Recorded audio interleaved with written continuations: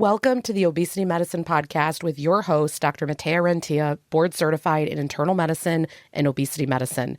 Here, we talk about a path to metabolic health, and we have real conversations about chronic weight management and living a full life. Just a reminder, I am a physician, but I'm not your physician. So everything that's on this podcast is for informational purposes, but please go talk to your doctor about what's right for you. There is no medical advice being given on this podcast. Welcome back to another episode of the podcast. Friends, I'm back. It has been weeks and weeks and weeks since I have last recorded an episode. This is for good reason. At the end of April, I hosted my second in-person retreat. So the first one was in February with physicians, and then in April, it was more of my long-term community. And the ladies that came were just incredible. And it was absolutely amazing to spend that time together and to connect in that way. Honestly, I didn't know that a group of women could be so amazing. I've been to a lot of retreats. I've done a lot of things. And this group, I just felt so seen and heard and understood. I mean, as we were going around what everyone was sharing, I could just so deeply relate to everyone.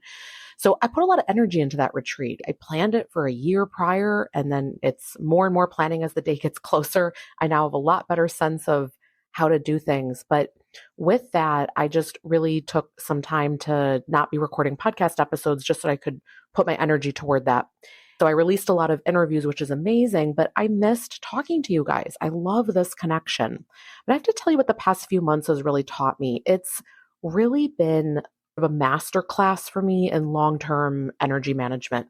And it's been interesting because I've had the opportunity to do all these beautiful things, right? This retreat, I did a speaking engagement last week. There's been some deep connection with women. These are amazing conversations, right? And this is all great.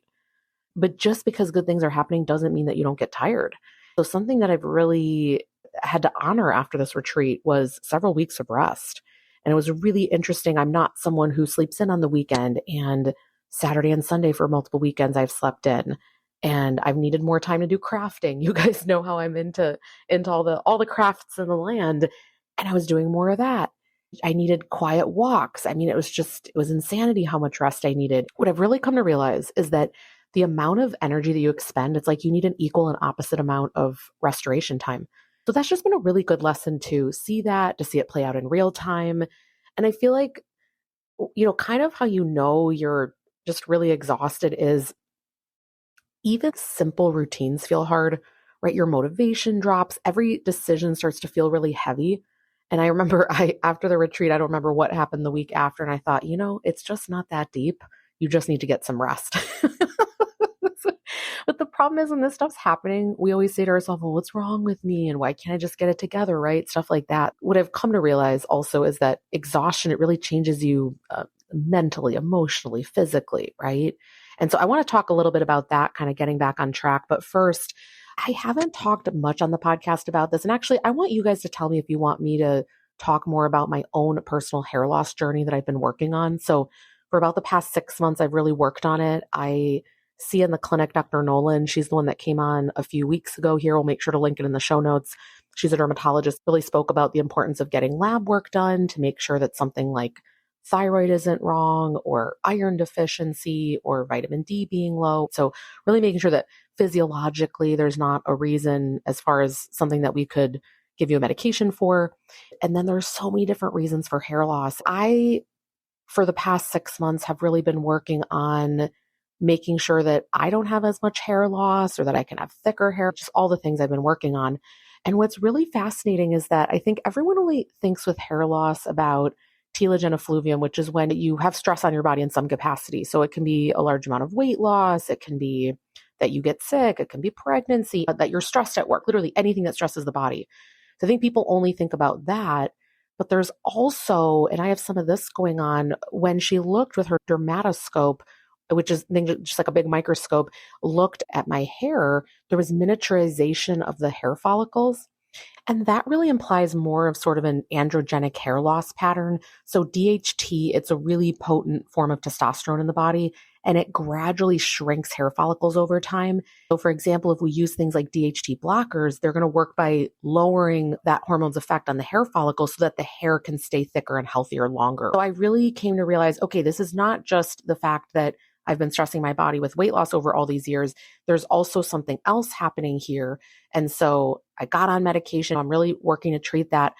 But the other thing I was thinking about is I really took a big look at the supplements that I'm using. Was I taking something that had the right micronutrients in it and the right supplements to support my hair? So I had the good fortune of trying, there's a brand, I feel like they're not new, but they're new to me. So the brand's Folly, Folly. I'll make sure to link it in the show notes. So I got to try their gummies, and they have two different flavors. Let me get them here I literally have them next to me so I don't forget to take it. Okay, so I tried both their tropical fruit flavor as well as their sour tropical fruit flavor. Guys, they taste phenomenal. The regular line that's not sour, it literally tastes like you're eating regular gummy bears. You will not taste the difference. And then the sour line, you all know, I talk about this all the time on the podcast. I love sour candy. Like, give me Sour Patch Kids, give me Final Boss sour. You know what I mean? It was so sour when I tried them the first time a while ago here. My whole face was like puckered up and I was like, oh my God, I love it. Okay. But here's the thing that's so cool about it, because, I went down the rabbit hole with this company. Okay, so back in the day, we really couldn't do gummies for things because when you heat up a solution, you denature, means you ruin some of the ingredients that are in there, so they don't work anymore. And also when you're taking certain supplements, if they can't actually get to where they need to get absorbed best, it's no good. It's kind of like you're taking it, but it gets destroyed in the stomach. You've got a heating up process with the gummy, then you've got going through the stomach. They have something really cool about them. Let's go down the nerd rabbit hole for a second. They have a parent company, Genesis Bio, and that is who developed the encapsulation technology for the GLP-1 sustained release tablets, for example, that Novo Nordisk used here recently for the oral medication that they have out. That's what makes the absorption so much higher because it's not getting totally destroyed in the stomach. So you have this situation where the bioavailability is higher because it's actually getting into the small intestine. So the bioavailability is so much higher because it's actually getting where it needs to go. And then when you look at the formulation of it, because again, I've just been rather obsessed with hair care products recently. A lot of the products, the ingredient list, they don't actually have the amount of milligram to have clinical effect, and they don't actually have the trials behind them, things like that. And so when I was kind of looking up, okay, I want to make sure it has some DHT blocking elements to it, and I want to make sure it has this and it has that. Truly, it has everything in it. So yes, I've been doing a bunch of things, right? I did get on prescription medication. I am taking this supplement as well, but I really think it's working. And that's actually really nice because months ago, there was so much hair loss happening. It was horrifying. And so for me personally, it's been really helpful to just help with some of that, the hormone balancing aspect of things and actually getting the nutrient replenishment that I need, helping with the structural support of hair, stuff like that. So there's so many elements to hair. So let me know if you want me to do more of an episode on this, because there's physical scalp health. Are you getting enough protein? There are supplements that can help. There are a bunch of different things, and the hair industry is just massive. So we could literally do 10 episodes if you want. So let me know. Tell me when you hear this episode. Write me either on social or write back to the podcast if you get my emails, and let me know if you want to hear more about that, because I'm getting really interested in all this because I've had to kind of do a lot of my own research here. And if you guys ever wanted to, because I think they're so awesome, so I reached out to the company and I have a link in the show notes if you guys ever want to try it. But it's Folly Nutrition, Folly Nutrition, all one word.com/Mattea, Matthea.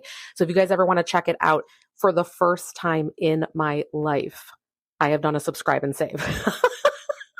I do not subscribe to products for them to show up regularly. I think we do that with like toilet paper in our house, but that's about it. And this is the first time I'm like, yep, I like it. It's doing great stuff for me. And so I'm really having it come consistently. But just the fact that we have come so far with the technology. I just love that. Okay, so that was my little intellectual moment for you, but let's get back to today's episode. So I really want to just give you a few words of encouragement or some perspective here if you are going through a season where you are just exhausted and you're finding that it's just kind of hard to keep going. So I'm going to go over maybe 4 different points here. Part 1, stop trying to restart at 100%. One of the biggest mistakes when they're exhausted, they try to come back with this intensity. And the idea is we've got to get back to consistency before we can crank intensity. It's like Monday morning. Actually, let me give my exact example what happened after the retreat. So I was out of the house from Tuesday through the following Monday. I left Tuesday and I got back the following Monday. So that's a week out of the house. So then the following Tuesday comes and I'm thinking, okay, I'm just going to now go into my regular work week. And I had my husband wake me up at the same time, 5:30. And I'm like, I'm going to go do my walk, do my thing. Guys, in the middle of the walk, I was like, I feel like death. I'm so tired. I could just collapse on the floor right now. So I was trying to get back to my rhythm, but I had to back down. I had to do a less walk. I had to take a nap. It was just, I needed different things. I needed more carbohydrate rich food. It's just very interesting when you just hear what your body's telling you, right? I allowed that exhaustion. It requires a different strategy, right? So it's not like, how can I be my best self again? It's more like, what's the smallest thing that moves me in the direction I want to go? So asking different questions, if you're not expecting yourself to come back at 100%, it's so much nicer on yourself. And then number 2, it's really focusing on the minimum baseline habit. When we're overwhelmed, I want to tell you to create something that's minimum that you have to get to, not this optimal routine. This is your survival routine. I really peeled everything back. My hydration was not amazing. It's really consistency is going to rebuild that trust with yourself. Maybe your baseline is you just get some protein with breakfast, but it's not important. But it's not perfect. You fill your water bottle up. You just start small. And with focusing on that, you get further. The other way of putting this, I interviewed Maggie from Med Pump. She'll be on the podcast soon here. She's a 3rd going into 4th year medical student. The reason I interviewed her is because she is so good with just simple health things in the midst of a really busy season for her, as far as how many clinicals she has and stuff. And she, instead of calling it the baseline minimum like I do, she calls it finding your floor. And I thought, oh, that's so good, because I don't know why it brought a really grounded image to my mind. What is it where you can stand on it and you feel solid? Some people use the word grounded. I'm like, figure out whatever term it is, but what is it where it's enough? You're not going to judge yourself. That is enough. Part 3 here is, this is the most important one. Please asterisk this and highlight it. Mental exhaustion, it really changes your appetite and motivation. This is really important to understand. We need to drop the judgment, because when you're emotionally or mentally depleted, your brain is really seeking, it wants comfort. Hello carbohydrates. It wants convenience. Hello processed food. It wants stimulation, maybe sugar, scrolling online, buying things. It wants dopamine. So if you're craving more sugar, scrolling, eating, takeout, all that kind of stuff, it's not a character flaw. Your brain is trying to self-soothe. And now that doesn't mean we stay there forever.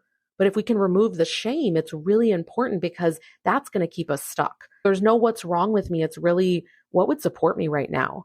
And that is going to create some movement instead of paralysis. A part 4 here that I would say is just stop waiting to feel motivated, because it's unreliable when you're exhausted. And what we need to work on is this reducing friction. So how can we make it so easy on yourself? When you're online and you can buy things in 2 seconds. And I noticed this after the retreat. I got to the point where I was buying something daily and I had to say, hold on, we're not this person that does this, right? It's like a slippery slope. What I noticed is it's just so easy for there to be an ad. And you think, let me just take my crafting addiction as an example. There will be like a really cute little tape example or stickers or whatever. And you click on it. It's right there. And you're like, oh, I could have that in a few days. There's no friction. Apple Pay, you just click it, boop, boop, you go right through. We need to do that for your life. We need to set you up in that way. Maybe some pre-cooked protein. There is your rotisserie chicken.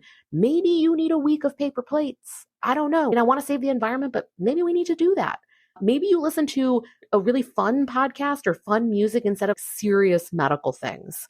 So I don't know what it looks like to you, but how can we reduce friction in your life? That's hitting the easy button. We've got to do that. Otherwise, it's harder to find your way back. All right, last part here. And again, I think this is the other one where I'm like, I would bold this. The last part here is your comeback is probably going to feel really boring. I like to use the word monotonous. It's very quiet. No one knows what you're doing. It's super ordinary. You're starting to drink your water, you're cleaning up the kitchen, you're going to sleep a little bit earlier.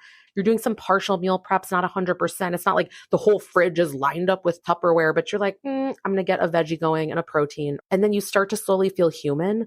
But healing rarely starts with these dramatic breakthroughs, right? It just starts with these tiny acts of self-respect repeated quietly. I just want you to take a moment and be super nice and loving and supportive to yourself if you are going through a hard season where you're exhausted, you're disconnected, maybe you just don't feel like yourself. I want you to hear that you can find your way back. Don't punish yourself into this or don't need to have high motivation. You're not going to become this other person overnight. I think the small things are really going to work. We want to stabilize things first, and then we're going to rebuild. Because I think sometimes the healthiest thing you can do is stop demanding peak performance from a really tired nervous system. It's just like you have no more to give. So let's get some consistency going that is small enough where you can build some momentum. And before you know it, you're going to be back to the rock star that you are. All right. I hope this episode was helpful for you. I hope you have an amazing rest of the week, and we'll talk next week. That marks the end of today's episode. But if you're newer to the podcast, I want to tell you about something that we have, and it's a free podcast roadmap. So this is perfect for any of you that are listening where you want to be directed to very specific episodes. So let's say that you are just starting out and you want to know, what should I do right when I start on the medications? Or you're experiencing certain side effects on the GLP-1s, or you want to know what to do if you're in a plateau, or if emotional eating is taking over, or if hunger levels are high. So we have many different categories of episodes that we've talked about, because there's a lot at this point. So if you want to be able to navigate that very easily, we have it broken down by category and also the episodes that are there, and we hyperlink to everything. So you can just click on it and find the episode, easy peasy. If you want that, you can go to renteaclinic.com/podcast roadmap. We'll have it linked right here underneath the show notes where you're listening. And you can go ahead and get that free resource so that it makes it easy for you to navigate, because I know that it's really hard when someone has an established podcast. I am such a podcast fiend. I'm listening to podcasts all day long. And when I find one that I love, but there's a lot that are out there, I am so lost. So I hope that you enjoy this free podcast roadmap. Again, the link to get to that is going to be renteaclinic.com/podcast roadmap. I hope this is helpful, and let me know if you have any questions.